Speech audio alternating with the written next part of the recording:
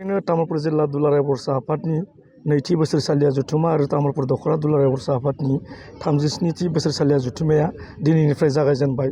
दा बे हाबाफारियाव आङो बयखौबो गिबियावनो तामुलपुर जिल्ला दुलाराय बर'सा आफादनि जानानै आङो साबायखर बावहरग्रोनाय जाबाय आरो बरायग्रोबाय। बाथ्राया जाहैदों जोङो दिनै जिहेथु नैबे तामुलपुर जिल्ला दुलाराय बर'सा आफादनि जि नैथि बोसोरसालिया जथुम्मा बेयो मोनसे जोबोद मेहेरगोनां हाबाफारि जागोन। मानो होनब्ला बेयो मोनसे टार्मिनेटिं सेसन। जोङो बेवहाय गोजाम आफादखौ सिफायनानै गोदान आफाद दानाय जागोन।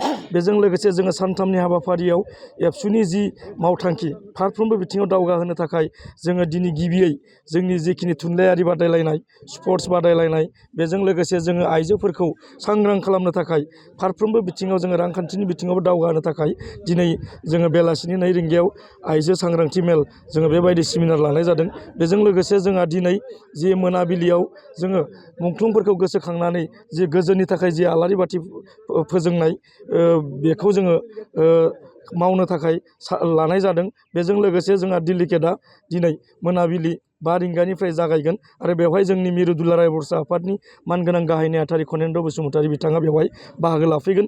बेजोंनो लोगोसे गाबोन जोङो फुंनि हाबाफारियाव जोङो जोंनि जि फुंनि आर'ज बेखौ जोङो खालामनाय जागोन। बेजों लोगोसे जोंहा मिरु दुलाराय बर' फरायसा आफादजों लोगोसे जोंनि जि एबसुनि गुबै फिरफिला बेखौ जोङो गिबियावनो जोङो बिरहोग्रोनाय जागोन। आरो बेजोंनो लोगोसे जोङो मोनसे जोबोद मोजां फरायसाफोरखौ लानानै जि मोनसे फरायसाफोरा दिनैनि मुगायाव सुबुं सम्पद जानो थाखाय क्वालिटि इडुकेसन मोननो थाखाय जोङो मोनसे सोलोंथायारि जि सांग्रांथि मेल बा इडुकेसनेल जि सेमिनार बेखौ जोङो लानाय जादों। बेवहाय जोंहा सासे जोबोद बर'नि मादावनो जों सासे अलंबार होननानै बुंनांगोन। जाय सुबुङा बर'नि मादावनो भारतआवनो सासे साइन्टिस्ट डक्टर जोंसार ब्रह्म बिथांखौ जों बेवहाय हांख्रायनाय जादों। बेजों लोगोसे मिरु दुलाराय बर'सा आफादनि सोलोंथाइ नेहाथारि मानगोनां बिथांखौबो बेवहाय हांख्रायनाय जादों।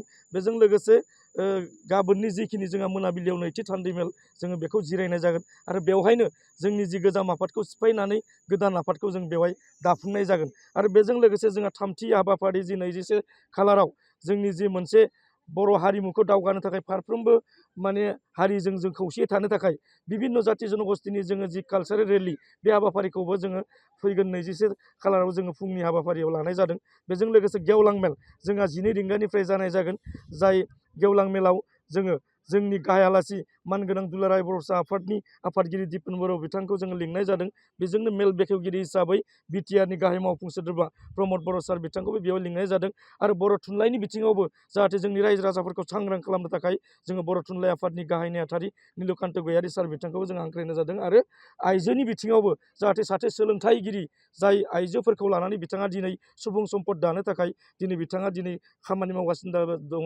बिथाङानो जाबाय उदालगुरि कलेजनि मानगोनां बिबुंगोरा डक्टर रश्मि ब्रह्म बायद' बिथांखौबो जों खावलायनाय जादों। आरो बेजों लोगोसे जोंनि जि सानथामनि हाबाफारि बियो जोबोद मोजाङैनो कालारफुलि खुंफुंसिगोन आरो बे ओनसोलनि रायजो राजा गासैबो बे हाबाफारियाव बाहागो लाफैनो थाखाय बयबो लैहोर लैहोर फैनो थाखाय बेयाव सांग्रां जानानै दङ। बे मेसेजखौ जोङो दिनै मोननानै जोबोद गोजोननाय मोन्दों।